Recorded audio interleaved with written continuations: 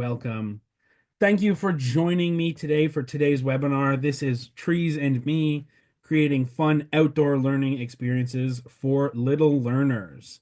As I said before, this is a recorded session, so if you don't feel comfortable being on screen for the recording, feel free to turn off your camera, but otherwise, you are welcome to keep it on.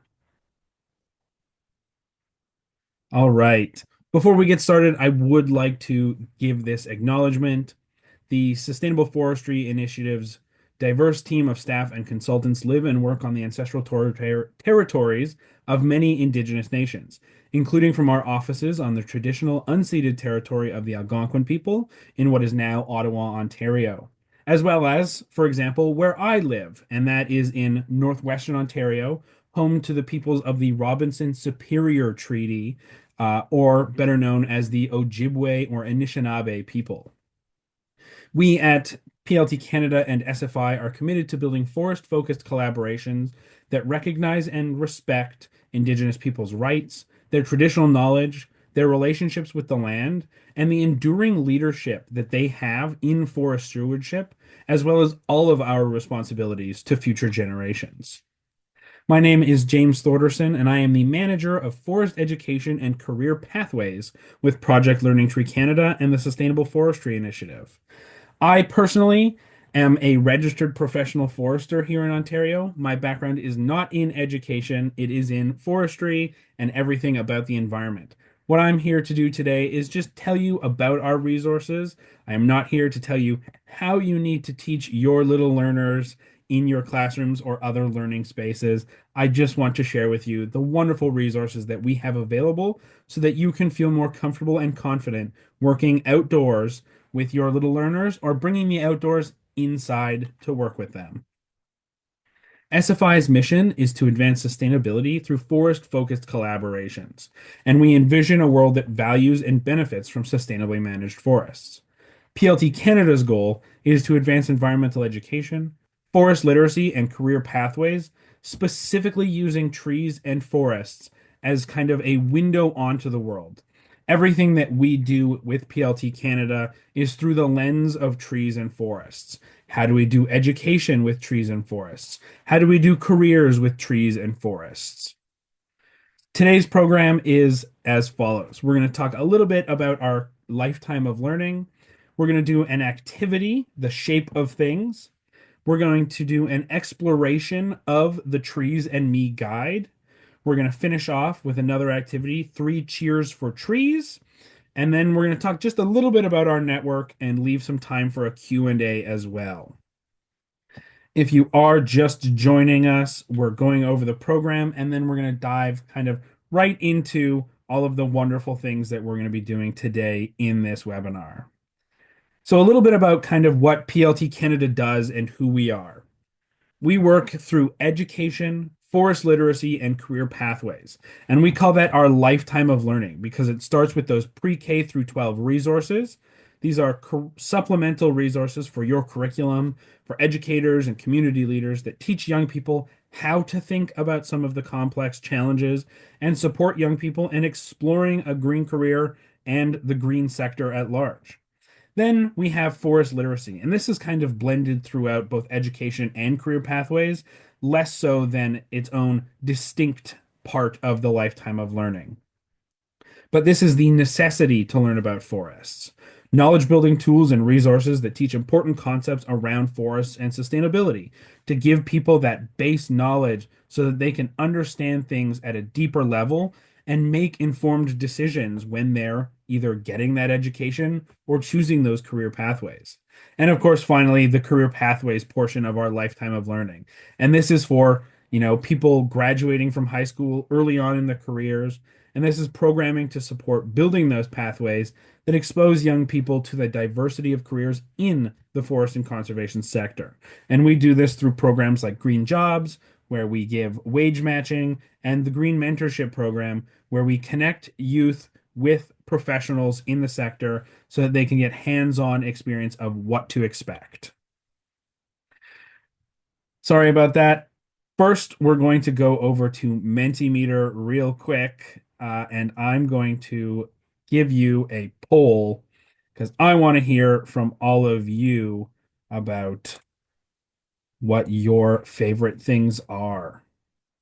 Give it a second here. I'm going to start the presentation. All right. So if you just scan that QR code there or go to menti.com and type in 7768 0079, we can have you fill in this word cloud. And this is just what is the best part of nature for you? And that could be anything. It could be the trees, the grass, the feeling on your feet when you walk outdoors, the brisk air, anything. We want to fill this word cloud with all the things that you love about nature. So we've got snow so far, the sun. I wish I could have some sun here. I'm up in northern Ontario and we just got some snow, but I could really go for some sun. Fresh air is always so amazing to have as well. It can feel so good being cooped up all day in an office or in a classroom, and the opportunity to just go outside, breathe in that fresh air can be so wonderful. Gonna give it a couple more seconds here if anyone else wants to throw some answers in. Oh, I love that answer. The energy it gives me and the mental wellness. Being outdoors, being in nature is intrinsically linked to a lot of mental wellness in our society. The more time you can spend outside, the better it is for your mental health. All right. Oh, and we have something in the chat here. Give me 1 second.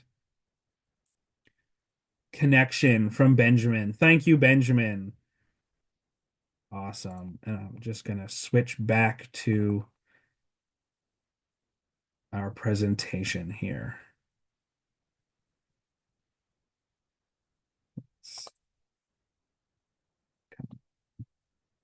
There we go. Sorry again, technology is not always my strong suit. Here we go. So next up, we are going to look at an activity from Trees and Me, and that is the shape of things. So this is from one of the sections of the Trees and Me guide, and it's all about exploring shapes with your young learners. So what we're going to do is I'm going to show you some shapes in a moment. So this is about taking your learners on a shape hunt.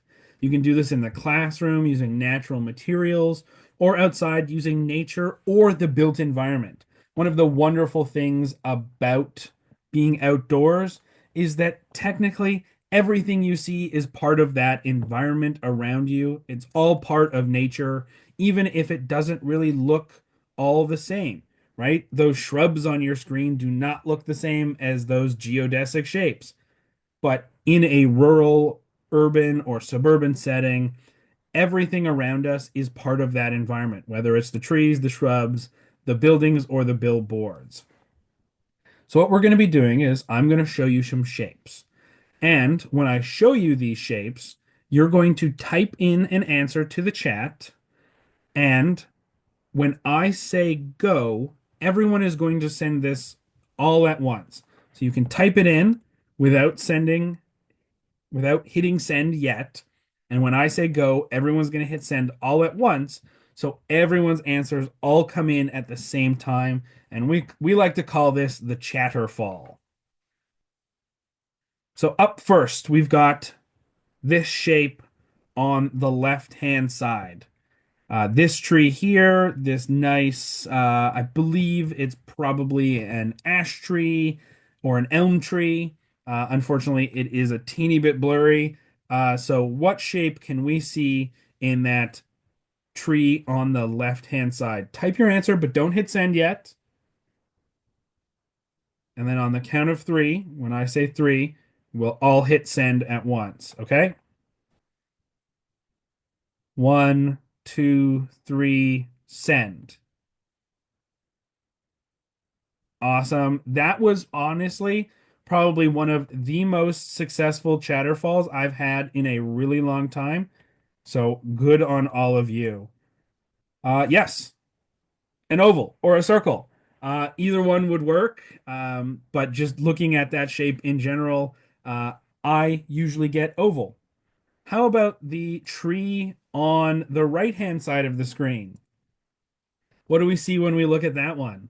And again, on the count of three, after you've typed in your answers, one, two, three, what do we see? Triangle.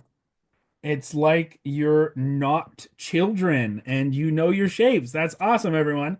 So the real point of this is to get children to notice the shapes that they would see in the classroom out in the environment, right?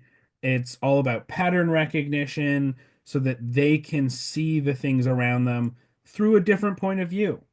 You can create binoculars or have kids make shapes indoors and decorate them so that they can take those outside and hold them up and then look for shapes through the lens of already having a shape in front of them.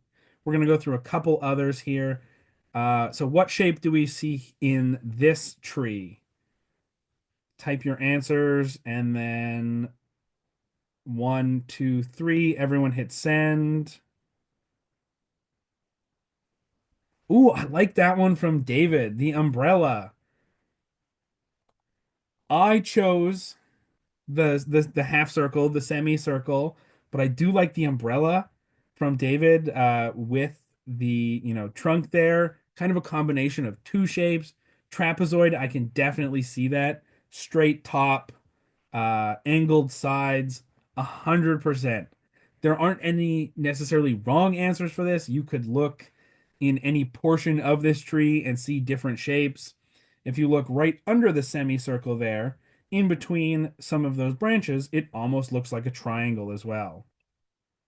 We have another one here. What shape do we see, or shapes do we see when we look at this picture of what appears to be a mature white pine forest? Type your answers, and then in one, two, three, everyone hit send. I like it. Somewhat cylinders, pillars. Yeah, so I drew a rectangle because a cylinder is actually the 3D version of a circular, rectangle. So you're all probably a little bit more correct than I am on this one.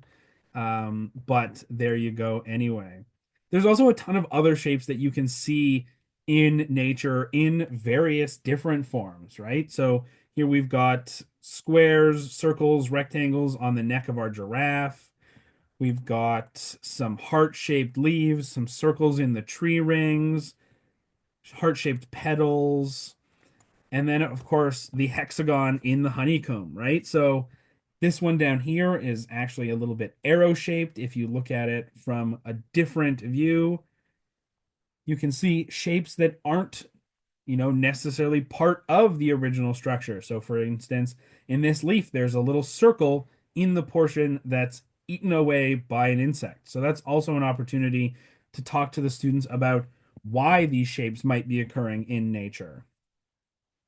Like I said, you can create those binoculars or frames to enhance that learning, and they can decorate those and take them outside for them to really see how they're doing things in nature, whether it's a nice little rectangle or a star or triangles or circles or anything else, really. This is all about just that kind of exploration and recognizing patterns in the natural world that they wouldn't typically see in, the inside of a classroom. And then there's some extras. So taking a break and making a snack is also part of this shape of things activity. You can cut fruit into different shapes and ask the children or show the children how to organize those shapes, those pieces of fruit by shapes on those little kebab sticks. Likely, we're going to take that very pointy tip off when we do this, but it's a fun opportunity to explore shapes in different settings as well as giving them a wonderful little energy boost if they need it. I'm going to quickly switch back to our Mentimeter and we're going to check out the next question, the next word cloud. So, what do the young learners you work with typically like the most about being outside? Oh, sorry. Here we go. This should come up now.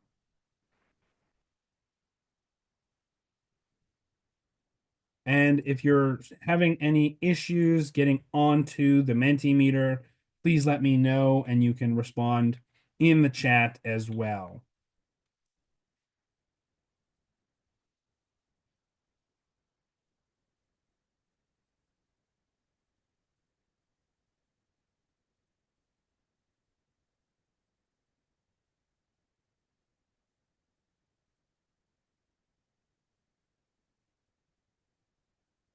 Laying in the forest. Patty says the freedom of being outside. I also love the freedom of being outside. I spend most of my day in my office, so the opportunities that I get to go outside, have that freedom, and be around nature is one of my favorite things as well. Someone else said freedom outside. Lovely. What else? What else do your young learners love about being outside?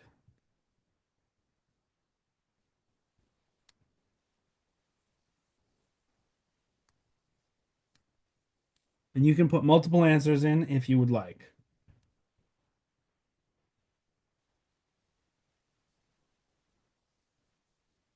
Running and exploring, always a wonderful time. One of my favorite things when I was a kid was definitely playing in the dirt. Not very fun in the winter time, but very, very fun in the summer and spring when it's soft and you can find all those creepy crawlies in there to check out and learn about. Thank you, everyone, for sharing. This is really all just about seeing what your students love, your learners love, so that we can build a good community of people who want to do more outdoors and learn more about the environment around them. Next, we're going to be moving on to what the Trees and Me guide actually looks like. So, this is a sample activity. This is activity number 10. There are 12 activities in our Trees and Me guide, and they're split into three sections in that guide. So, they're split into experiencing nature through your senses, experiencing trees through the seasons, and meeting neighborhood trees. So, this is all about meeting neighborhood trees. It's called Home Tweet Home, and it starts off with the overview of what this activity is, and that is children discover how plants and animals depend on trees. So we have our overview and the background for adults because this isn't just for working in daycares or early childhood centers or with your JK SK classes. Parents can use these activities as well, or caregivers, or anyone who wants to work with those young learners. So we have our overview that gives the basic outcome that children can accomplish through that activity. The sidebar presents different objectives to achieve the desired outcome. So, for example, observing signs of insects and other animals living on or eating, sleeping, or hiding in the tree. And then it gives all of the necessary background information that you could possibly need to present this activity to your young learners. We also have opportunities for assessing those experiences, such as new vocabulary, questions, integration of different concepts. We also provide a word bank for every activity and STEM skills that these little learners might be unable to present through this activity. We also then have our forest fact at the bottom here. So, forests are home to 80% of all land based plant and animal species. Next, we have introducing the theme. And the theme intro provides guiding questions, ways to engage your young learners to introduce the overarching theme of the activity. And then we have what we call the featured experience. In this case, it is the nature excursion. You're going to go outside and find examples of animals and plants that depend on trees or shrubs in your neighborhood. If there aren't many trees, look for ways that plants and animals use buildings, bridges, telephone poles, or any other man made structures as their homes. And you can look for the following things: animals, vines, lichens, although you might not want to necessarily explain exactly what a lichen is to your learners depending on their age, mushrooms growing on dead or dying trees or just growing from the ground, or snags or fallen trees providing a home uh, for the many animals and plants. Milana says, will I be able to get this content after? Yes.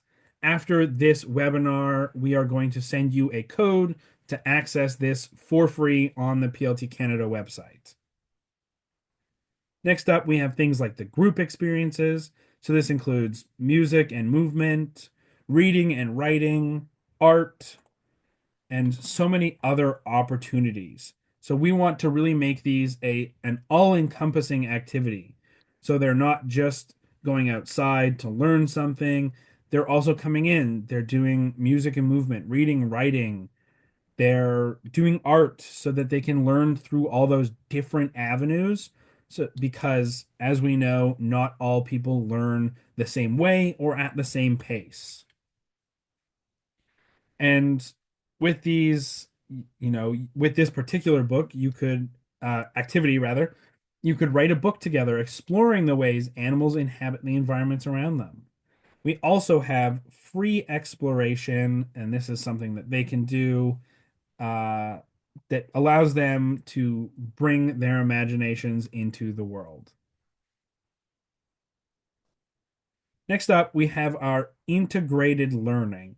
And so, what this means for young learners is just linking these activities to overarching standards is what we would say.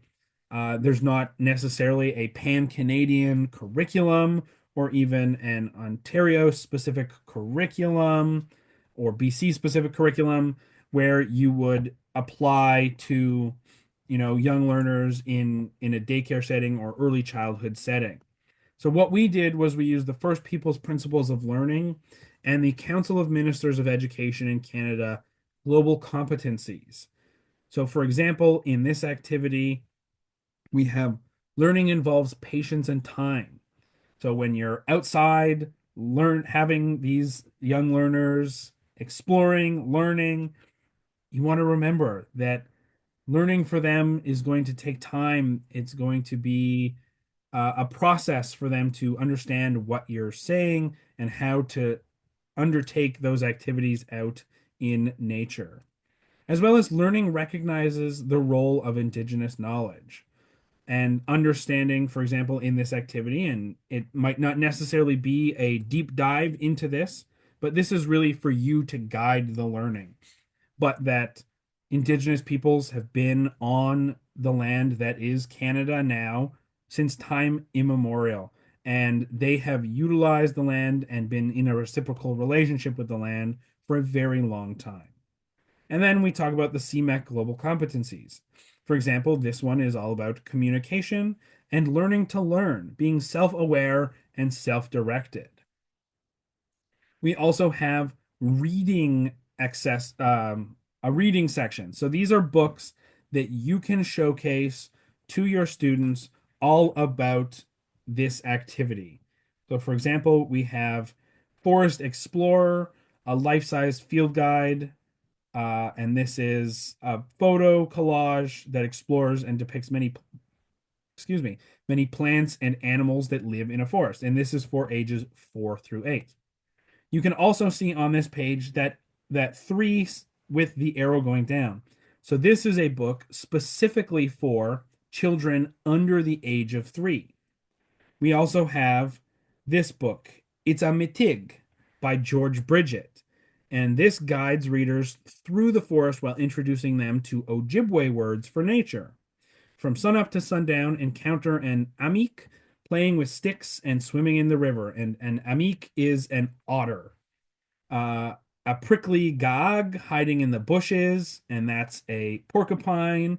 and a big bark-covered mitig. And a mitig is the Ojibwe word for tree. So what we've also done is try to integrate some of that indigenous knowledge into these activities as well. We are always looking for more and more opportunities to further integrate that, but right now we just kind of have it slipped in there every once in a while to really reinforce those themes of reconciliation and recognizing the indigenous peoples of this land. We also have, for example, things to do together. So this is for families, friends, and forests. Find out what animals live in your province's forests. Unfortunately, I took this from the wrong version of this book. We also have this available in the US. You can make a bug hotel to provide shelter for beneficial insects. To attract mason bees, for example, fill a clean, empty soup can with paper straws, cut to approximately 1 centimeter or shorter than the height of the can, and then hang that can horizontally near a tree or a bush. And then you can also search online for other ideas. So I'm going to go just a little bit more into our integrated learning here. And like I said, there was no pan-Canadian standards to which to link to. So these are the two we chose because they were kind of as overarching as we could get at the time. So what we did was we took the First Peoples Principles of Learning, and this was originally created by an Indigenous organization in British Columbia. And the principles are learning ultimately supports the well-being of the self, the family, the community, the land, the spirits, and the ancestors. Learning is holistic, reflexive, reflective, experiential, and relational. So this is all focused on connectedness, on reciprocal relationships, and a sense of place. Learning involves recognizing the consequences of one's actions. Learning involves generational roles and responsibilities. Learning recognizes the role of Indigenous knowledge. Learning is embedded in memory, history, and story. There's probably a time that you can remember growing up that you learned something specifically because it was a thing that your family did all the time. Learning is embedded in memory, history, and story. Learning involves patience and time, as we can all understand, especially when working with young learners, but sometimes even more so with those older learners. Learning requires exploration of one's identity as well. And finally, learning involves recognizing that some knowledge is sacred and only shared with permission and or in certain situations. For the CMAC global competencies, it's usually revolving around literacy and numeracy, but we like to apply that further abroad than just that. Critical thinking and problem solving, innovation, creativity, and entrepreneurship, learning to learn, self awareness and self direction, collaboration, communication, and one of my favorite ones, honestly, is global citizenship and sustainability. We are part of Canada. I am in the province of Ontario, but actions that I take here have far reaching effects, consequences, whatever you want to call those, to the wide world, depending on what those actions are. So we are all citizens of this globe, and we are all hoping to work towards a more sustainable future. I just wanted to touch quickly before I moved on those section dividers. So section one is experiencing nature through your senses. Section number two is experiencing trees through the seasons. So for example, we have fall for trees, evergreens in winter, best buds, my tree and me. So all four seasons represented, fall being obvious. Best buds is spring and my tree and me is set in summer. And then just touching a little bit more on that under three modification. So most of the time you'll see it in the books, but other portions of the guide have under three for specific actions that you're taking during an activity.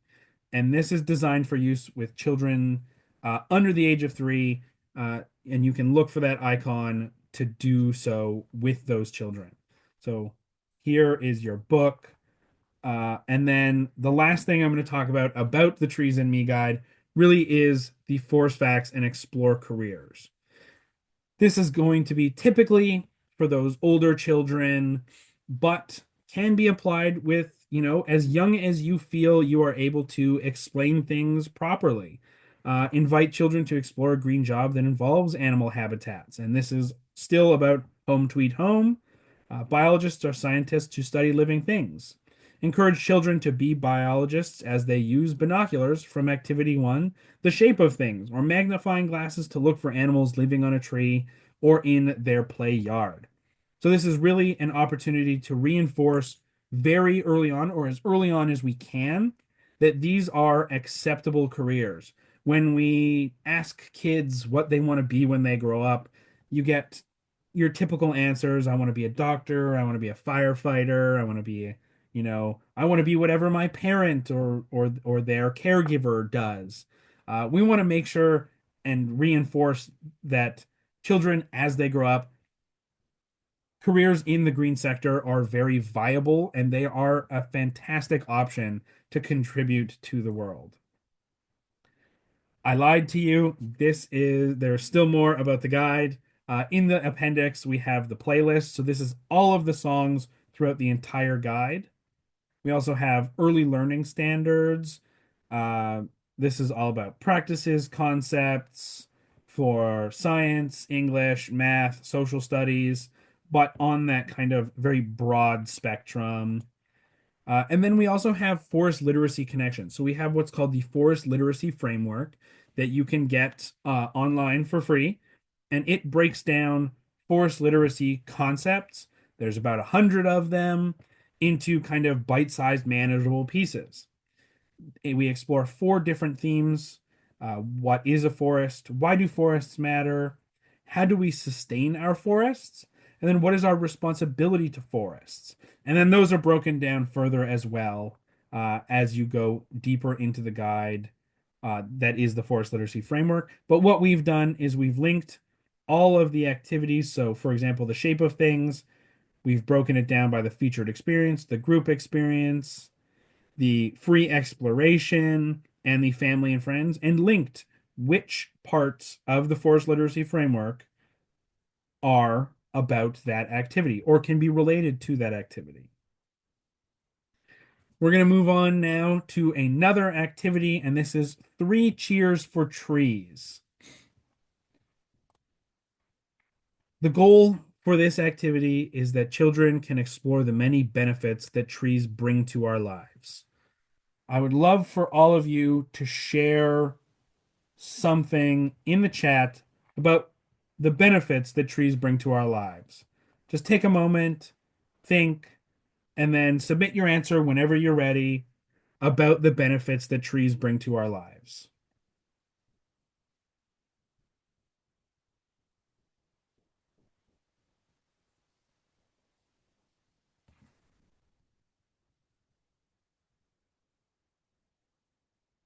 Loving these answers already. Kathy says shade on a hot day. David says beauty. Patty says interconnectedness. I'm going to put an answer. My desk.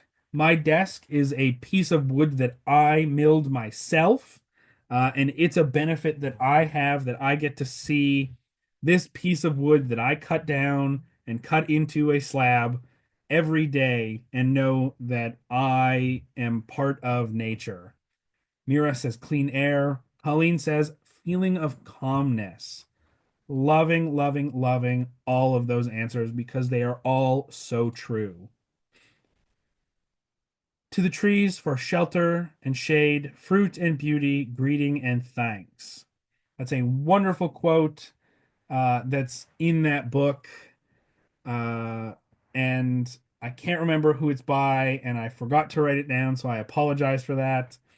But trees provide shelter. Talking to children, Milana says, hugging a tree is good for your mental wellness. Yes, it is. Shelter, talking to children about wood and that wood is trees, showing them the process potentially about how it goes from a tree into a piece of wood, whether that's through a video or animation or pictures. having some sort of small woodworking project available, using little tools or just pieces of wood that kind of slot together. I don't know if Lincoln logs are still a thing, but they were when I was a child. Um, in the book Trees and Me, many examples of introducing tree products, so wood, food, paper, but also clean air, places to climb. Some of you said shade, home for wildlife, talking to children about their homes, animal homes, but also the things inside their homes. So anything that they can think about inside their homes that are made of trees or nature. We also can think about shade. So we have shelter here. Obviously, this is a beautiful example of mass timber, but then also this beautiful little robin's nest is shelter to a baby bird in the same way our house is to us. We also have shade. Trees and vegetation can lower surface and air temperatures by providing shade through what's called evapotranspiration, which is a really cool phenomena where the water from the leaves that has been kind of slurped out of the air is then put back into the atmosphere from those leaves rather than directly from the ground. Shaded surfaces, for example, may be 11 to 25 degrees cooler, and that's in Fahrenheit, than peak temperatures of unshaded materials. Evapotranspiration alone or in combination with shading can reduce peak summer temperatures by up to 5 to 10 degrees Celsius. So how do you talk to children about this? Opportunities to notice what is hotter and cooler, doing experiments, helping your school out with those. So our playground gets hot during the summer. If we were to plant a few trees, it could help. What kind of trees do you think we should add? And they can talk about, big leaf trees or pine trees, like trees with needles. Um, but there's been lots of studies done all about trees, specifically in urban areas, that my apologies, that help reduce heat and can be life-saving in extreme temperatures. One of the favorite things for children, though, is of course food. Um, Most of us live in Canada, so there's not going to be a ton of trees that grow a lot of edible fruit. Um, but of course, we have lovely apples and pears and cherries. If you think of any other fruits or food that you grow from trees, I live in Northern Ontario, so we're pretty much stuck at apples and apples only. But if there's other food materials that you can think of, please feel free to share those in the chat. One of my favorite things to say to people is that a lot of the foods you might love actually contain tree products. So, for example, shredded cheese that you might put on nachos contains cellulose. So, they've taken wood fiber, they've broken it down to its base levels, they've removed the cellulose from there, and they've added it to the production of shredded cheese to extend its shelf life. There's also lignin in various foods, and this is kind of the structure holding material of trees. So if you can somehow explain to children that the cheese they like eating also contains trees, I guarantee they're going to be blown away. One of you said beauty, and that is exactly correct. And one of the awesome things about the beauty of trees is that it is so, so different from the way that we see the beauty of trees. If you think about it in the way that children are so much smaller, so everything is above them. Anytime they look up, they are seeing trees in a much different perspective than we are. So the beauty of trees is often amplified by children because it is such a massive thing for them to see in front of them. Also, the beauty of just playing around in leaves or sitting in the shade is also a wonderful time. And of course, giving thanks. And ways to weave giving thanks regularly into your curriculum is super important. modeling gratitude and words of thanks while picking up pine cones, gathering acorns, or finding sticks, reflecting on how a tree product came to be in your classroom or program. So, for example, if you're putting maple syrup on something, you could ask, I wonder how big the tree was that made this syrup. Or saying you're thankful for the tree that grew the apples that you're eating on that day. Giving a tree water during dry days, or treating trees with respect and kindness. So, gentle climbing. It's super wonderful to have children climbing, exploring nature, experiencing, that potentially dangerous play of climbing a tree, but always reminding them to be respectful and treating that tree with kindness while they're climbing. So, a wonderful part of this activity is providing thanks. So, working with your students to come up with a way that they can provide thanks to the trees, to nature, to the forest, all together as one. So, the featured activity for this is breathing in gratitude. On average, one tree produces nearly 260 pounds of oxygen each year. Two mature trees can provide enough oxygen for a family of four. And this is information from Canada's Environmental and Climate Change Agency. Uh, we can also talk about honorable harvest, meaningful and respectful gathering and creating things that are worthy of the life of a tree. Responsibility to the tree makes everyone pause before beginning. Anytime I go into the forest to collect anything, I like to give thanks before I do so, so that I can remember that what I'm taking from the tree or from the forest is bringing me something that I need. And if I can't provide anything, you know, that is significant at the time, just giving thanks is very important.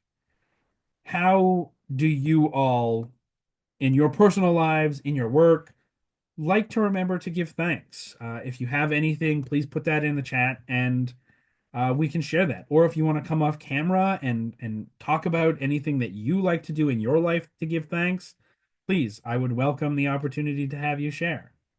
Patty says, stop and pause and admire. That is so good. Milana says, we give tobacco. That is an amazing opportunity. That is something that is so central to indigenous knowledge, giving back to the land with the medicine of the earth that is tobacco. Yes. I recently wore through a pair of moccasins that I had. They were given to me when I was about 10 years old, and I finally wore through the sole of them. So, my plan moving forward, I'm going to be cutting out the wonderful beaded pattern on them so I can try and reuse that in something else. But the rest of the moccasin, I'm going to put some tobacco in and return to the forest. The first chance I get once all of the snow around me has melted, so that I can really properly give back rather than just kind of placing them on the snow. That's really all I have for today. I just wanted to mention again the forest literacy framework. I really like it. It has concepts for grades K all the way through 12 organized into those four themes. You can find it on our website, and it's absolutely free, and we are always updating it. So you can find it. We call it a living document, and it has those themes broken out: forest literacy hot topics, so climate change, urban forestry, and indigenous knowledge as well. And then it's also broken down by those grade levels so that you can search up specifically concepts that will be accessible for the grade level that you're working with. I just want to say thank you for coming. I've really enjoyed working with all of you today. If you go online to pltcanada.org, you can also check out past webinars on explore your environment and other topics, as well as our other resources for bringing nature into your teaching. If you have any questions at all, you can contact me at james.thorderson@forests.org. Don't forget to follow us on social media as well, where we post the newest opportunities to engage with us, whether that's webinars or in-person workshops that we run. And that's all I have for today. If anyone has any questions, please feel free to come off camera and share those now.